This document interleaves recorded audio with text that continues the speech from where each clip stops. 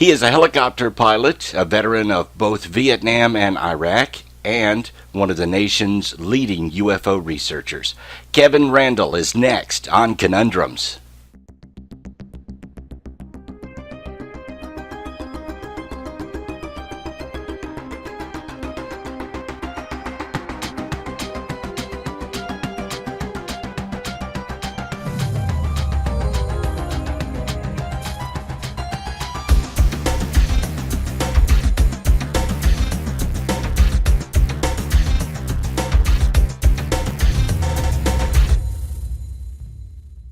Kevin, thank you for being on Conundrums tonight. How are you doing? I'm doing fine, and I'm glad to be here, wherever here happens to be. Fantastic. Where do you live? I live in Iowa. Iowa. Okay, so you're coming to us from Iowa. Well, Kevin, usually the first thing I like to do on the show is get the person I'm interviewing to tell me a little bit about their background and how you got involved in the UFO phenomenon. With the UFO phenomenon, I normally blame my mother, who is a big science fiction fan. Science fiction is a discussion of alien visitation, interstellar travel, civilizations on other worlds. And UFOs are basically about alien visitation, interstellar travel, and civilizations on other worlds. So I blame her for my interest in ufology. It moved easily from science fiction to ufology. As for the background, I always point out was an Army helicopter pilot in Vietnam. I served with the Air Force Reserve for a number of years as an intelligence officer. Most recently, I was a National Guard officer with a deployment to Iraq as an intelligence officer. My last assignment there was as the the Deputy State Provost Marshal for the state of Iowa. I've written lots of UFO books. I think the count is 22. I've written a large number of science fiction books, action-adventure books. I wrote a murder mystery, a book on lost gold and buried treasure. So a lot of things like that. So I've got a background in the military, a background as a writer, and I've been investigating UFOs since I was a teenager. And the first thing you wrote on UFOs was, back in the early 70s, right? First magazine articles came out in old Saga magazine back in the 1970s. And I always tell people I went to college on my Saga scholarship, which means my tuition, and this will really annoy a lot of people, my tuition for a semester was $300 or $310. And Saga magazine paid $300 for an article. So each semester I'd write an article and make $300 from that, and I'd still have to come up with an extra 10 for my tuition. But so I talk about that. So the first things I did were magazine articles, and later graduated in books. The first book was the UFO Casebook that came out in 1989. Yes. Yeah. And you've written, give me some titles of some of the books you've written. Well, the most recent, of course, was Crash, When UFOs Fall from the Sky, which came out in May.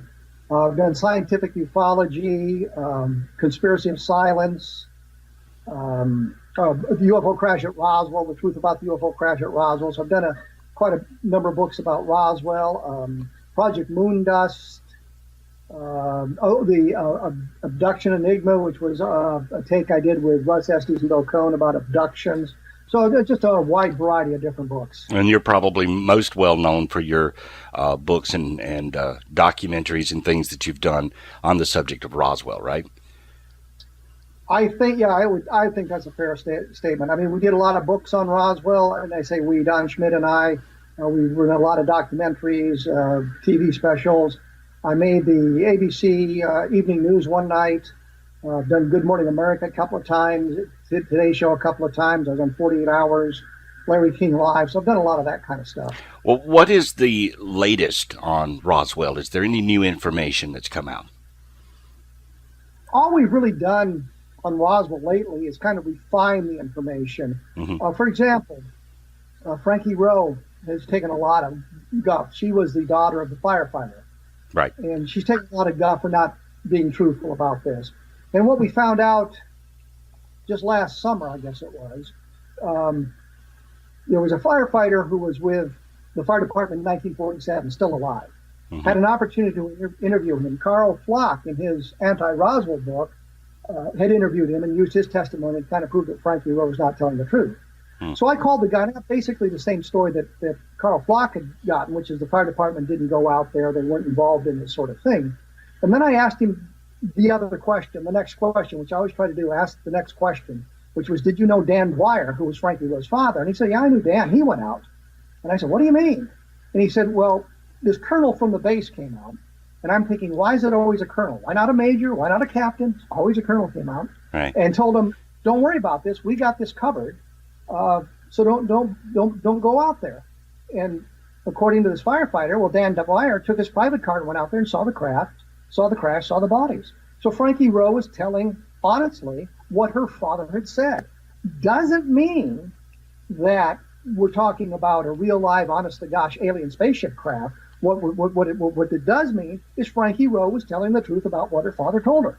Exactly. And Carl Flock had not taken it far enough. So we were able to corroborate part of what Frankie Rowe said and validate part of her testimony. Sometimes you have to ask the right questions. Or ask the next question. The one you really you might not want answered. And that question is, did you know Dan Dwyer? Turned out to be the question that Carl Flock wouldn't have wanted to have answered because it was and he went out to the crash site. Same thing with Lydia Schleppe. Turned out that her story was first published in Saga magazine in 1976, I think it was, maybe 75.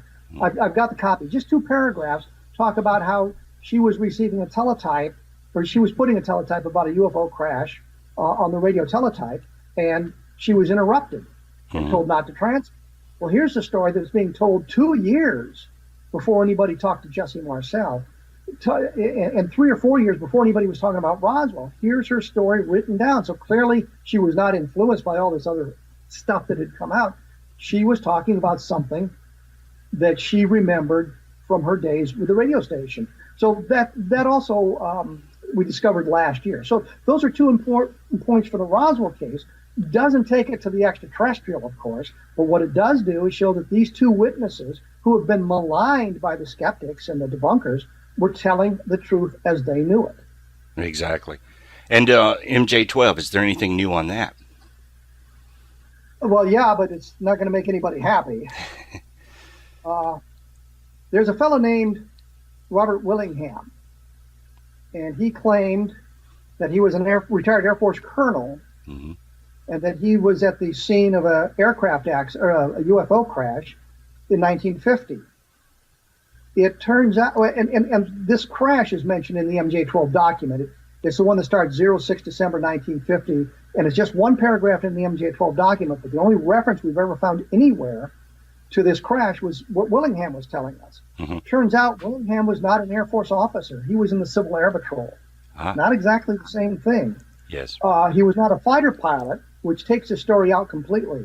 Len Stringfield, in 1978, when he did his paper at the MUFON Journal about UFO crashes and how maybe we ought to take another look at them, quoted, this was the first abstract in his paper because he'd gotten the information from Todd Zeckel, and he believed it at the time, and there was an affidavit signed by this Willingham guy, which, here's a guy claiming to be an Air Force colonel who signing an affidavit that he was there. In one of his status reports, Springfield reports, well, the date has changed. It was originally 1948. Now it's 1950. Willingham has now changed it to the mid-1950s. So he's changed it again. I asked a number of people, did you bother to get Willingham's military record? And they said no. So I tried. All I could find out, he was a low-ranking enlisted man for about 13 months in the Army, right at the end of World War II. No other military service. He was a Civil Air Patrol officer. Well, we know that Todd Zeckel was talking to Bill Moore about this crash because Moore mentions it in the Roswell incident. And we know from what has been said that Bill Moore, of course, received the MJ12 documents. There's discussion that he created the documents and some persuasive evidence for that. But if the Del Rio crash did not happen, that really kind of takes down the Eisenhower briefing document and really cuts the heart out of MJ12. Right. And, well, you've, of course, served in Vietnam, and recently in 2003 and 2004, you served in Iraq. Do you, Yes. What kind of reaction do you get from other military officials around you or military people around you when they know that you're a UFO researcher? Well, in Vietnam, nobody really knew that because I was 19 years old. Well, So yeah. I hadn't made much of a wave.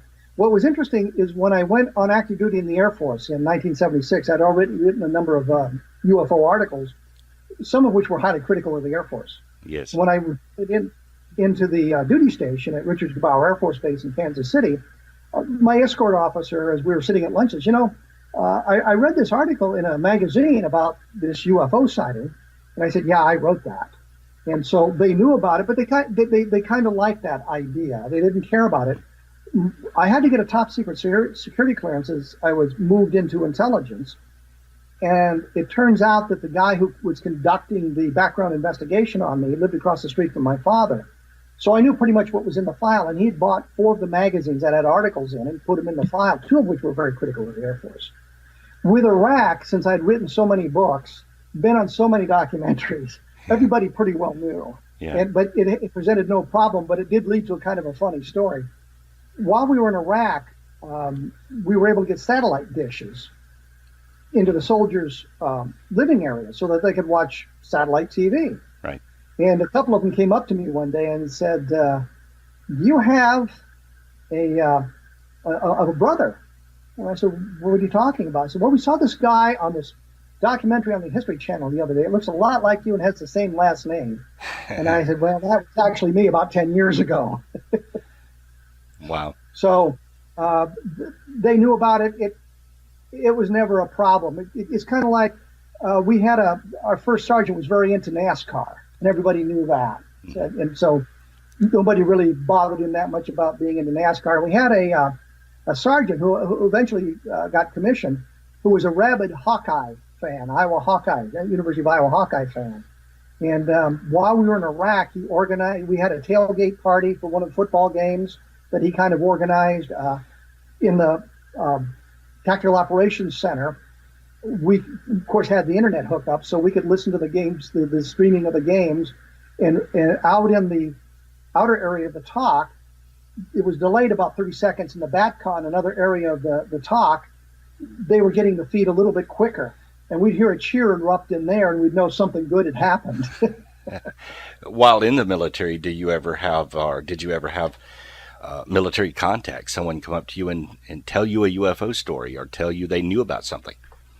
Not officially. It was more of and practically anywhere you go now, if they know you, they want to tell you their UFO story. So nothing official. I know that we used to get what we called the weekly intelligence brief, and it was partially classified, partially unclassified. Once in a while, there'd be an unclassified UFO story, and then the one I remember is a air crew near Japan saw something in the sky as they were flying over the Pacific Ocean. That's all never anything officially, just unofficial, let's talk about flying saucer type stuff.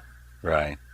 Well, recently on your blog, you did a poll on the alien autopsy, the alleged alien autopsy. What did you think of the results of that? I was stunned that there were 78 people who still thought there was some relevance to that when you've got guys who were involved in creating it saying, yes, we made it up, here's what we did. When you got the guy who was at the very top, Ray Santilli, saying at least part of it was faked. Right. I don't think he's come clean with all of it being fake, but he's come clean with part of it being fake.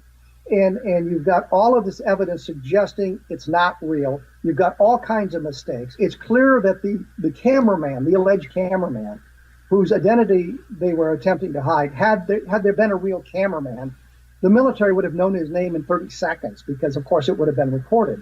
Right. We might not be able to get to it, but the military could have. Mm-hmm.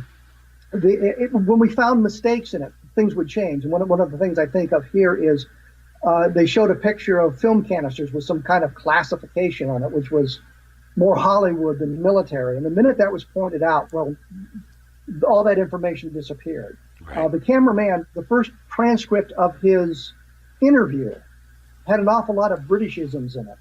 It was not an American talking about it. And the one that I remember, he says, well, when I was in the services, which is a British term, we'd say when I was in the military or when I was in the army. Right. And when that was pointed out, well, the transcript was changed. The cameraman never surfaced. The alleged story about who he was, He said that he had filmed part of the ramjet tests in St. Louis in 1947. Well, we knew who all those cameramen were, and his name wasn't among them. Right. So there was an awful lot to suggest that this thing is bogus, and yet 78 people, what was it, 10, 12% of the respondents thought there was something to the alien autopsy, and that number surprised me. I thought there'd be a few, but that many just was stunning. Do you think the problem is that we hear a lot of the sensational stories, but you never hear the follow-up, or you never find out what happened with it? No, the information is all there, and anybody who's interested in it can find everything they need on the internet. Of course, you got to be careful with what you look at the internet, and verify the information is accurate, because there's a lot of nonsense out there. Right. But the information is all out there, and I think of it kind of the other way around sometimes, that if somebody has alleged a UFO sighting is a hoax, that a lot of people remember that, but don't remember that the hoax claim probably isn't true. And here I think of the McMinnville, Oregon photographs taken in 1950. There's either two explanations for that. It's either an alien spacecraft or it's a hoax. There's no middle ground given the shape of it. But the skeptics believe a shadow under the garage suggests it was taken at a different time of day than the photographer and his wife said, and that means it's a hoax. And a lot of times they remember that. They don't remember that Bruce Maccabee, as a optical physicist, proved that explanation was not true. So it works both ways. Right. Where do you think ufology is today? I mean, how close are we to knowing more about this, or the actual? I guess what I'm asking is the state of ufology as maybe from years ago. Where do you think we are today? If I'd not gone to the MUFON conference this year, MUFON symposium, I'd be a little bit more depressed. But what struck me about the symposium was the level of expertise of people involved in this thing. People who were studying UFOs, their attitudes seemed to be, let's get evidence, let's see where things are going. There were a few of the people who embraced everything, and there were a few of the people who would accept nothing. But I was surprised at the level of skepticism in the audience for various presentations. Simply, they wanted to make sure the evidence was there, and I was very delighted about that. And MUFON and some of and a lot of the researchers are moving toward a more scientific methodology in what they do, and that's a good thing. Mm-hmm. Ted Phillips, with his landing trace cases, very impressive body of evidence that people are beginning to look at. And people are asking the tough questions. Mark D'Angelo, with his research into photographic evidence, and when the two guys out in New Jersey were launching the hot air balloons that proved that ufologists were very credulous and the witnesses couldn't be trusted, proved nothing of the kind, by the way. Right. But Mark told me that when he first looked at the videotapes that had been taken, he knew within seconds that it was some kind of internal light source. It wasn't an object. It was a weather balloon with flares or a Chinese lantern, based on his expertise in looking at a lot of these things. And of course, he did the analysis that showed it to be true, and we now know exactly what it was. But I'm delighted with the attempts to bring science and scientific method to the study of UFOs, rather than I'll just go out and chat with somebody for a few minutes, fill out a form, and we'll all go home saying, yeah, this was a flying saucer. It's more, I'll go out and investigate this, look at the evidence, see if there's some kind of a solution before I determine that it's unidentified. Right. And where do you place yourself between, say, skeptical and believer, or on either side? How do you define yourself? I try to be as skeptical as possible, but I also accept the idea that what crashed at Roswell was an alien spacecraft. There's no doubt in my mind, based on my investigations. And there's some things in that investigation that I did not properly document, simply because of the circumstances. And what I think of here is Major Edwin Easley. I was at the Center for UFO Studies, and Don Schmidt and I were spending an awful lot of money on telephone calls and trips to Roswell on the investigation. We're spending a lot of money. And we were in to brief the center on what we had learned. And they said, well, we're going to have our board meeting. If you'd like to use our phone to make some calls, feel free to do so. And I'm thinking, geez, a phone that I don't have to pay the bill on. What a deal. So I called Easley to talk with him, and during that conversation, I asked him, "Are we following the right path?" And Easley said, "What do you mean?" And I said, "Well, we think it's extraterrestrial." And he said, "Well, let me put it this way: it's not the wrong path." Well, I didn't record that because I was there and didn't have an opportunity to do it, but I fully intended to talk to him again. And Mark Rodeker, the scientific director, had asked me some weeks later if I could set up a meeting with Easley because he was going to be down in the Dallas-Fort Worth area. And I thought, this is great because here will be somebody else who can talk about what Easley said and what Easley saw, and we'll have another perspective. And I learned that he was terminally ill with cancer. And so I didn't have an opportunity to revisit that. I know what he said to me, but I can't prove he said it to me. So to me, this is a very persuasive piece of evidence, not so much to other people, and I certainly understand that. But those sorts of things led me to conclude that what fell at Roswell was extraterrestrial.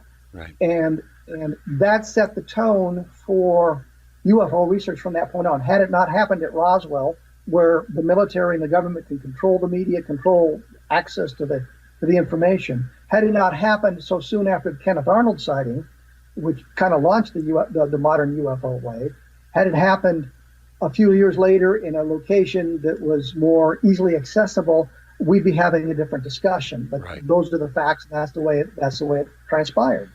Were you involved with Don Schmidt on that Sci-Fi Channel dig at Roswell to look for artifacts? Indirectly.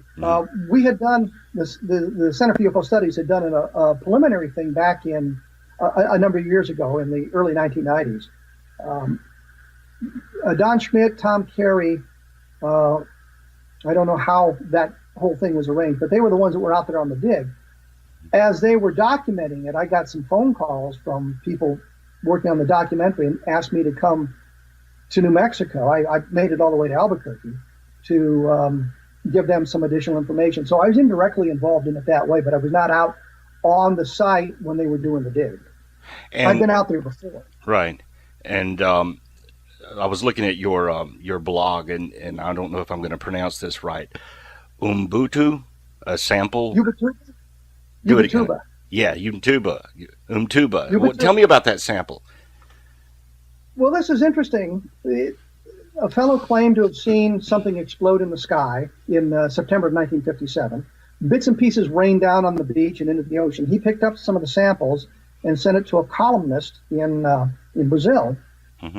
Ubatuba being in Brazil, of course.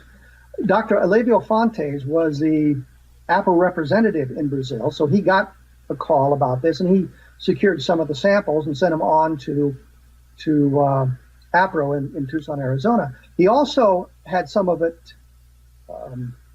analyzed in Brazil, and he said that it was 100% pure magnesium. But if you look at the scientific reports, what it actually says is that they found no evidence of contamination. Not exactly the same thing. Right. What that means is, of course, they couldn't detect any contamination. It didn't mean it wasn't there. Later on, other studies with more sophisticated equipment 10 years down the road. So if the Brazilians were using the best equipment available at the time, the new equipment would discriminate to a finer degree. Right. So I don't want to make it sound like the Brazilians didn't do the best job they could. They did the best job they could at the time with what they had.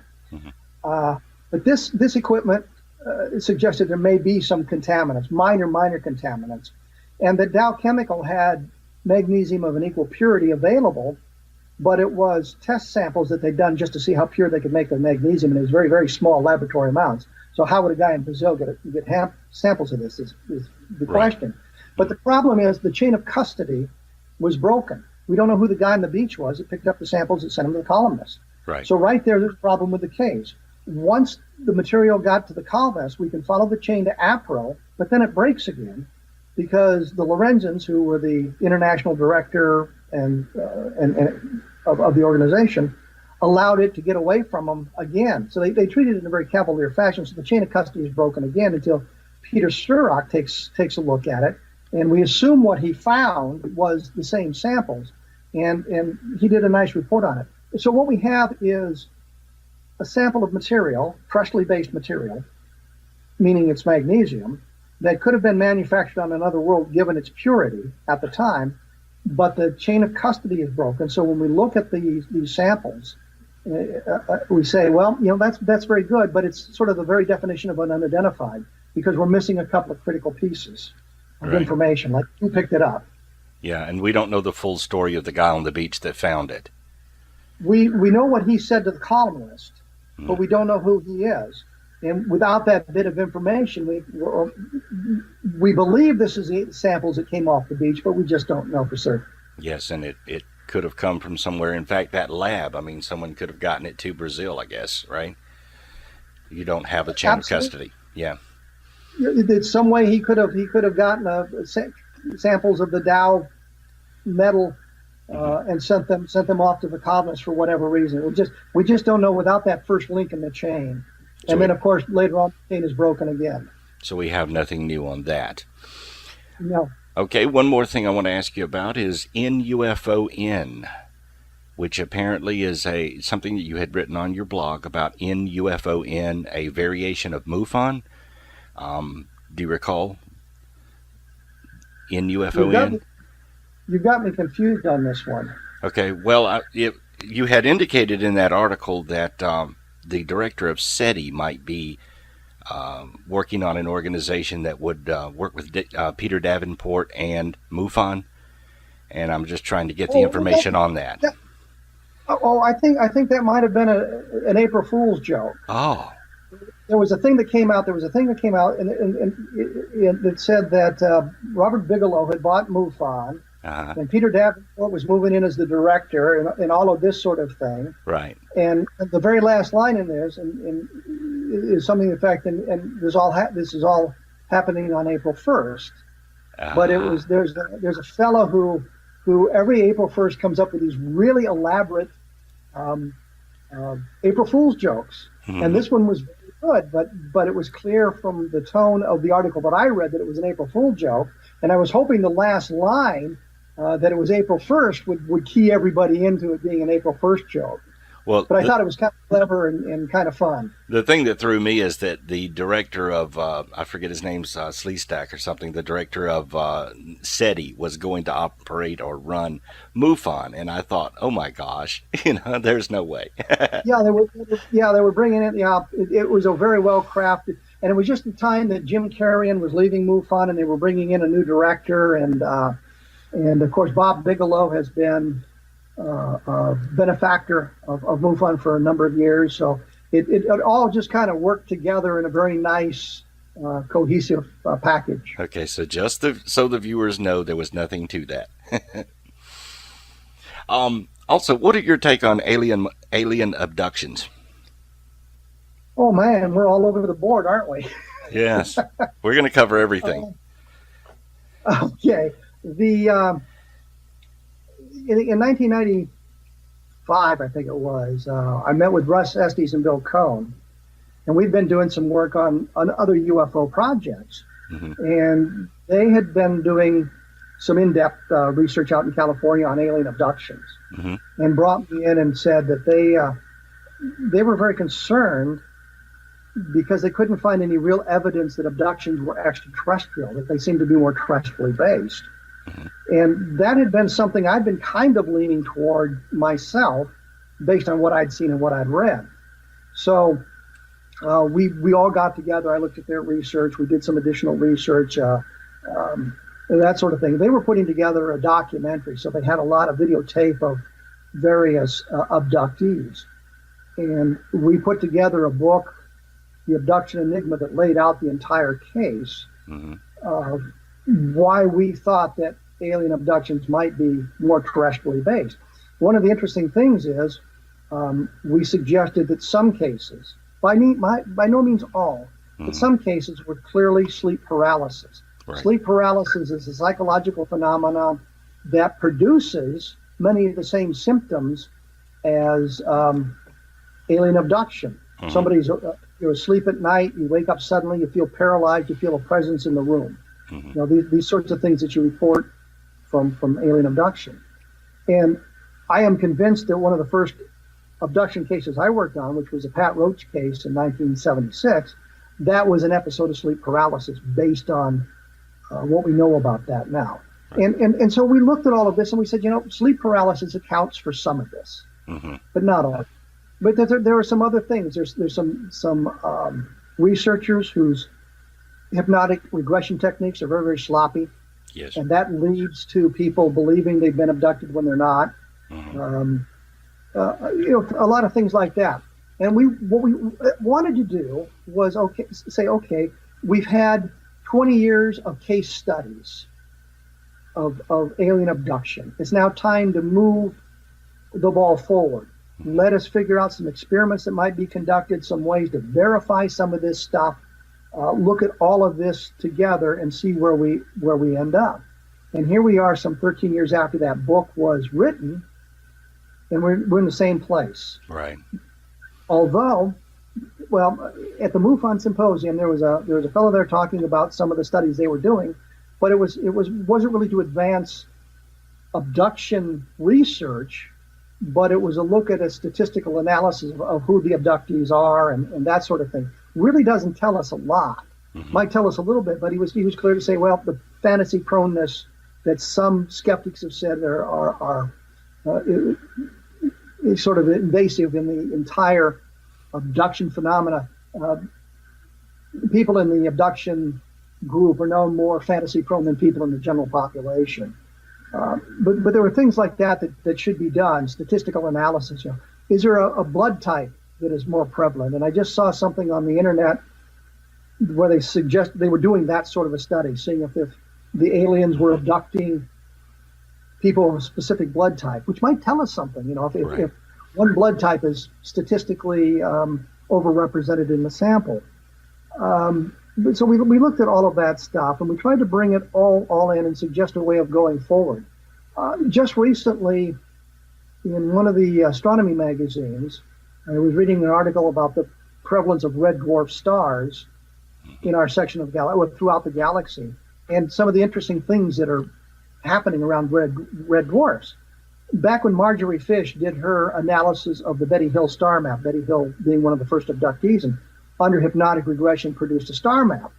And Marjorie Fish attempted to find the pattern similar in the stars around the Earth and came across Zeta 1, Zeta 2 reticuli as the main stars in the star map. But she had rejected all the red dwarfs because she thought, A, there were too many of them, and there was nothing interesting at red dwarfs that a spacefaring race would be interested in.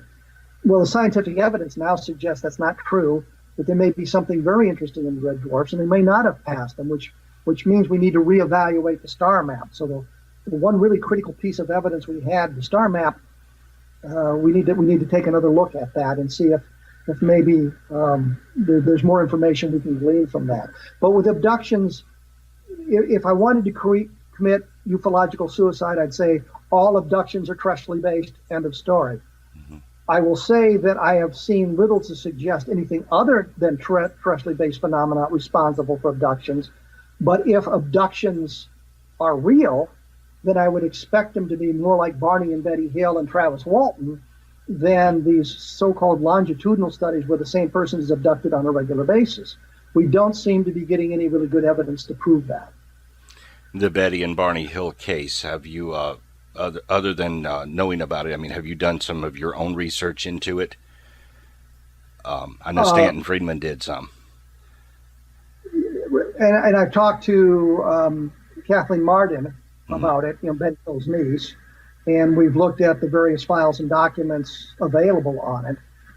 If I was to point to an expert on the Barney and Betty Hill case, I'd point to Kathleen Martin as the niece with access to all of that information. And if she tells me something about the Betty Hill case, I'm inclined to accept what she says simply because she's on the inside of that particular case. But other than that sort of thing, and looking at the star map, I'm not sure if Russ and Bill were as interested in the star map as I was, but I thought here's a piece of evidence that if we could authenticate it, would suggest knowledge that Betty Hill shouldn't have had. That sort of evidence of communication with the aliens. But with our increasing ability to see beyond the solar system and our understanding of what's around us, there are some facts now, some assumptions that Marjorie Fish made that may be invalid. So we need to revisit this thing and rework it. And with the computer programs we have available now, I think it would be simple for someone to see if that pattern shows up. I know there are at least 4 different suggestions. Zeta 1, Zeta 2 reticuli are the most well known, but there's at least 4 different explanations or patterns for that. And one that Betty Hill proposed that was not the Zeta 1, Zeta 2 reticuli explanation. Do you think that the Betty Hill case is the strongest abduction case we have? Yes. Based I on... was going through all the others, and I was thinking like the Allagash 4, and I was thinking of the Travis Walton case and some of these other sort of ambush abductions. But I think given the nature of the work done by Benjamin Simon and the other work done on the case, that would be the best one we have, I think. Walton is interesting, but there's just too many problems with it. Antonio Villas-Boas was interesting simply because it's the first that got any kind of play. But I think I would think of the Betty Hill. I would say it's the strongest case. Yeah, I'd go along with that. Okay, going to shift gears again and get your opinion on crop circles. I really haven't taken much of a look at them. They're fascinating. They're extraordinary. There's some beautiful photographs, but I just haven't really done enough work to make a really intelligent or have an intelligent discussion on them. Okay. And recently we've had various countries release UFO documents. England's done it. Brazil's done it. What do you think this means? What do you think's happening here? Well, I don't know. The United States has done it too. I mean, the Project Blue Book files were released in '76, and there's some very interesting stuff in the Blue Book files if you take a look at them. And a lot of that stuff is available online now, the Blue Book stuff. So there's been a lot of American documents released as well. I don't know why we're moving toward more release of the UFO documents than we had in the past. If I look at the Project Blue Book documents, which I'm most familiar with, I know the Air Force said that they looked at 12,000 sightings and only some 700 were unidentified. But if you look at the Project Blue Book files, you find there's probably 4,000 labeled as insufficient data for scientific analysis. Well, that's not an explanation. Right. That's merely a label that gets it off the list. There are any number of cases that are mislabeled. Level Land, Texas, which I look at periodically because I think this is a really great sighting. The thing there is they've determined that it was not alien in any way. But so that label, their label as other something terrestrial, just doesn't work. So there's probably half of the cases in the Project Blue Book files that aren't explained. And as I was doing the research for my crash book, I came across 2 additional crash stories in the Project Blue Book files. One of them probably is terrestrial debris that fell off an aircraft, but the other one, which involves the Mexican military and some communications with American command structures at Fort Bliss, I think at Fort Hood, and I think it's 5th Army headquarters. So there's some very interesting stuff there as well that needs further research, which I plan on doing as soon as I can get a handle on how to do that. So there's some very good stuff in the Project Blue Book files. What's missing, of course, is there's no mention of Roswell, with a single exception that I can find, which is the 3rd paragraph in a news story that's attached to a different file, which just says that Walter Hott was issued a blistering rebuke by the Pentagon for releasing that he had a flying saucer. It's the only reference to Roswell I can find in the Project Blue Book files, which is kind of intriguing. So it may be that these other nations have some interesting stuff in there, and they may be believing that there is some kind of alien visitation going on, but I don't think the smoking gun is in their files. And just today there was some rather disturbing news out of Brazil that the Trinidad photographs taken in 1958 are a hoax, based on the neighbor of the guy that took them, and an unidentified niece who said she's got the guy's files, and yes, it's a hoax. Before we jump on that bandwagon, I'd like to see the documentation to prove it.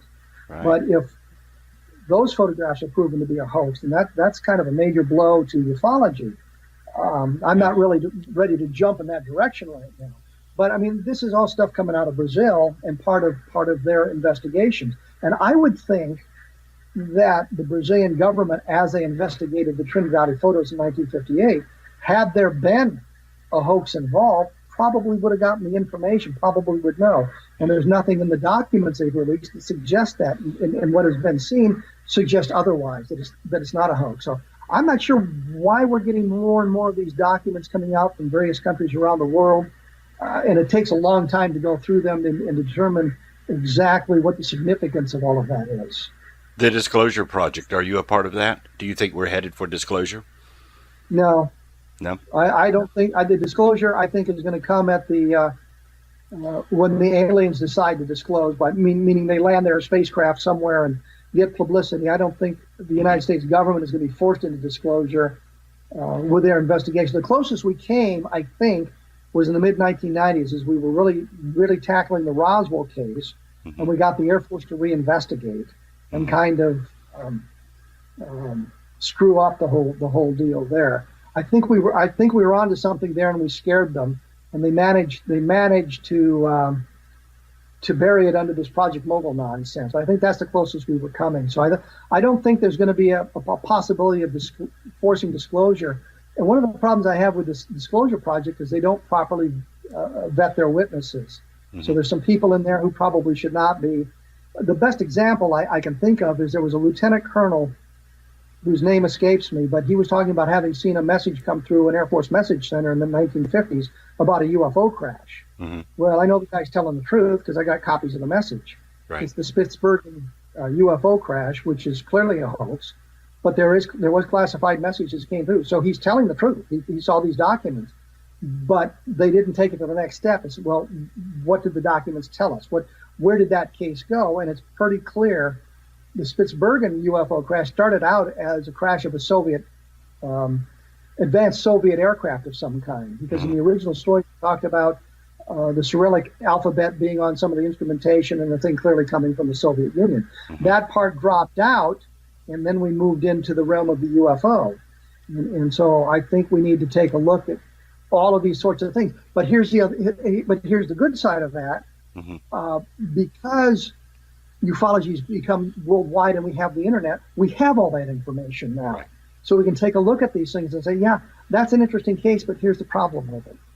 Right. And the Kecksburg UFO crash, have you done research on that one? I've talked to Stan Gordon quite a bit. I've got information from Stan Gordon, which I used in the book. And Leslie Keene provided me with a lot of the information that she'd uncovered when she and Stan had sued NASA for their records. So I covered the Kecksburg case, and this is one of those that I kind of vacillate on from day to day. Some days I'm looking at it and say, yeah, it's probably a bolide based on the photographs of the smoke train left by the passing of the object. And other days, well, then if the object was a meteor bolide that fell, I think in Quebec, what did they take out of the woods in Kecksburg? Right. And there's some interesting stuff there. And I know that I've got a copy of the radio program that aired some 4 or 5 days after this, put together by one of the guys who was right down there in the woods with the fire department and the state police. And so you look at that and you say, well, if the guy had found it to be a meteor, he would have said so. He had no dog in the fight. He's looking for what the truth was, and he was concerned about the reaction of the state police, reaction of the military. There were military people there. Clearly, there were military people there. So I'm just not sure. I guess once again we're at the very definition of an unidentified. And tell me about your new book, When UFOs Fall from the Sky. When was it published, and where is it available? It was published in May. May of this year. May of this year. Amazon, of course, has it. Barnes & Noble has it. The major bookstores have it. The major online bookstores have it. It deals with, and somebody in a review actually counted, so I now know, I deal with 118 UFO crashes in the book. By no means are all of them, or the majority of them, actual alien spacecraft. There's very few that really are. I also discuss in both the introduction and the epilogue a few other cases, but the main body is made up of 118 cases, starting with a report from 840 AD in France and going to Ottawa in July of 2009. So it's the whole gambit of stuff. Most of the later stuff, interestingly, is probably meteorites, bolides.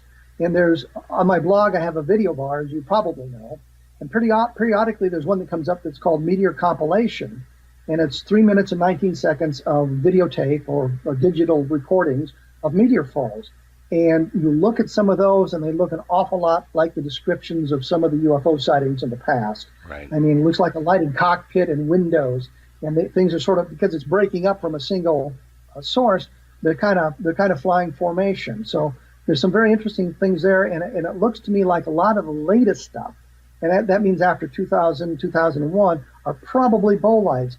But we've got a wide mixture of other stuff going on, from, of course, the Roswell case. Look at Aztec. Look at the Willingham story, which I was a little kinder to Willingham because I have a great respect for Noah Torres and Ruben Uriarte, who had done the book about that and accepted what Willingham was telling them. I have a great respect for them as researchers. So I was a little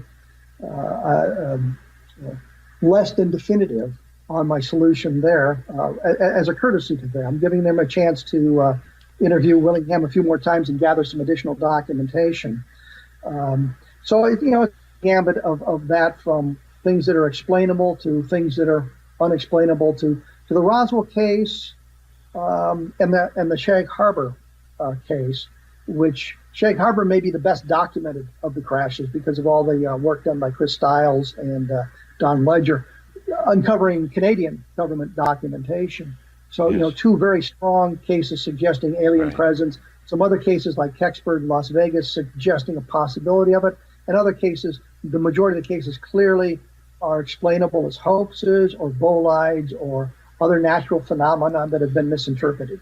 Where do you put the recent Needles, California crash in the last few years? What do you think happened there? I'm gonna stick with George Knapp on that one. And in fact, right after it happened, I was in Las Vegas and had an opportunity to sit down with George Knapp, and he was the keynote speaker at Ryan Wood's UFO Crash Conference that year. Mm-hmm. And so I had a chance to sit down. And I said, "Well, listening to what you say, it's your opinion that what fell was terrestrially based?" And he said, "Yes." Clearly, it was some kind of an experimental craft that they were following, and they knew it was down because they got there within like 20 minutes and picked the whole thing up. And I think that's what George Knapp, I'm pretty sure that's George Knapp's attitude, because I said to him, "Well, it seems to me you're saying this." And he said, "Yeah, that's pretty much it." So it was a crash of something, just not alien, not extraterrestrial, but something very interesting. And it's a very, very good story. But you have a guy investigating this, George Knapp, who was right there on the scene, talked to everybody, got all the good information, and this is the conclusion he drew. Right. So I'll fall in line with George Knapp on that one. Okay. And someone can, if they wanted your book, they can get it directly from you, right? Yeah, they can. But it's probably easier and cheaper to get it from Amazon.com. I think they're selling for $11.55. So, But if they wanted an autograph copy, if they wanted one autographed, you'll do that. Absolutely. And the thing is, if they bought it on Amazon or they got it at their local bookstore, if they send it, my post office box is on my blog. And send it to me there. I'll be happy to sign it and send it right back to them. Okay. And where are you going to be this year? Do you have any conferences that you'll be at where someone could see you? The last thing I had scheduled in the way of an appearance, other than this, was the MUFON conference in July. A couple of other people have mentioned possibilities, but nothing is finalized at this point. And I think part of the problem is I just don't embrace everything. If I said, yeah, this is all true, and this is all true, and I'd be invited to a lot more conferences, but I kind of prefer, well, let's look at the evidence and see where it takes us. Exactly. Well, Kevin, thank you so much for being on Conundrums, and we hope to have you back, okay? Absolutely. And it's fun doing Skype. Yes, it is. We'll see you next time on Conundrums. The following program has been brought to you by Shoulder Shooter at shouldershooter.com. Get steady, shake-free shots with your large or handheld camcorder with the Shoulder Shooter.